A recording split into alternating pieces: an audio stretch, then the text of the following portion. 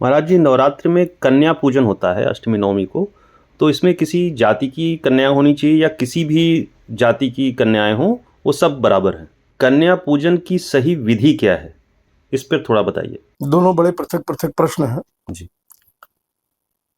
कन्या पूजन, जैसा कि मैंने बताया कि अपनी बच्चियों के भीतर, अपनी कन्याओं के भीतर, अपनी देवियों के भीतर देवत्व के स्थापना का पर्व है और इसलिए हम कुमारी पूजन करते हैं, कन्या पूजन करते हैं। ऐसा नहीं केवल कन्याओं का ही पूजन होता। आप एक बात ध्यान दें, हम कहते हैं दुर्गा माता, यानी जगत प्रसूतिया जो है उस जगदम्बा की हम आराधना करते हैं और प्रचलन तो चला हुआ है बच्चियों के पूजन का। तमाम शास्त्रों में भी इसका उल्लेख है कि 2 वर्ष से लगाए और 16 वर्ष तक की कन्याओं का पूजन होता है। लेकिन उसमें सप्तशती में बहुत सी चीजें दी हुई हैं जो जानने योग्य है। एक श्लोक की अर्धाली है, आधी मात्रा है कि वृद्ध माता बल प्रदा, वृद्ध स्त्रियों का पूजन करने से बल की प्राप्ति होती है।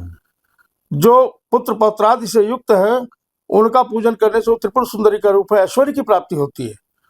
इसी प्रकार कुछ विद्वानों के मत से जो देवी भागवत में उल्लिखित है उसमें कहते हैं कि अगर आपको ज्ञान चाहिए, मेधा चाहिए, प्रज्ञा चाहिए तो ब्राह्मण कन्याओं का पूजन करें। धन से संबंधित, ऐश्वर्य से संबंधित व्यवस्थाएं चाहिए तो वैश्य कन्या का पूजन करें। बाहुबल, राज्य विस्तार अथवा किसी विजय की आकांक्षा है, कामना है तो क्षत्रिय कन्याओं का पूजन करें। और अगर आरोग्य की प्राप्ति चाहिए, अन्न की प्राप्ति चाहिए, धन मैंने कह दिया, अन्न की प्राप्ति चाहिए, सेवा साधनों की प्राप्ति चाहिए तो शूद्र कन्याओं का पूजन करें। इसका मतलब केवल ये है कि कन्या केवल कन्या है, वो शक्ति का रूप है, वो देवी का रूप है। उसकी जाति और वर्ग और वर्ण व्यवस्था से हमारा कोई मतलब नहीं होता। तो इसका मतलब वही हुआ कि हम अपनी कन्याओं में देवत्व की स्थापना करें और उनके हृदय से जो आशीर्वाद रूपी ऊर्जा हमें मिले वो हमारे जीवन का मार्ग प्रशस्त करे।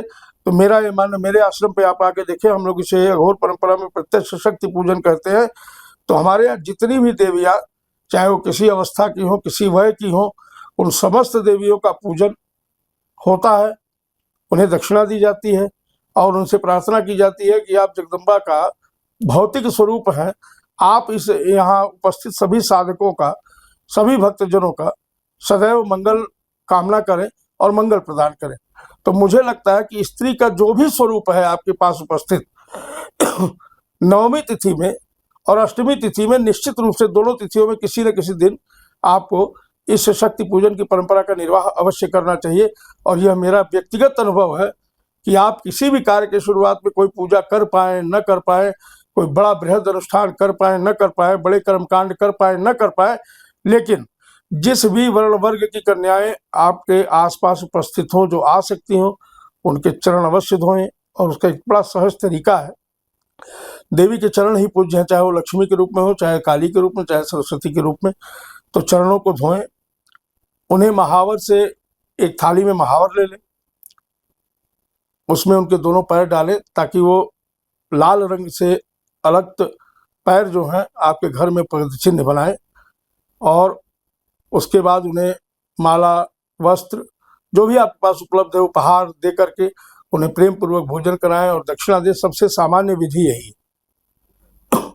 अधिक अगर गहराई में जाना चाहते हैं तो उसके तमाम विधान मौजूद है कि कौन सी कन्या किस वर्ष की क्या कही जाएगी। कोई सुभद्रा, कोई कुमारी, कोई लक्ष्मी, कोई सरस्वती, कोई वैष्णवी कही जाती हैं।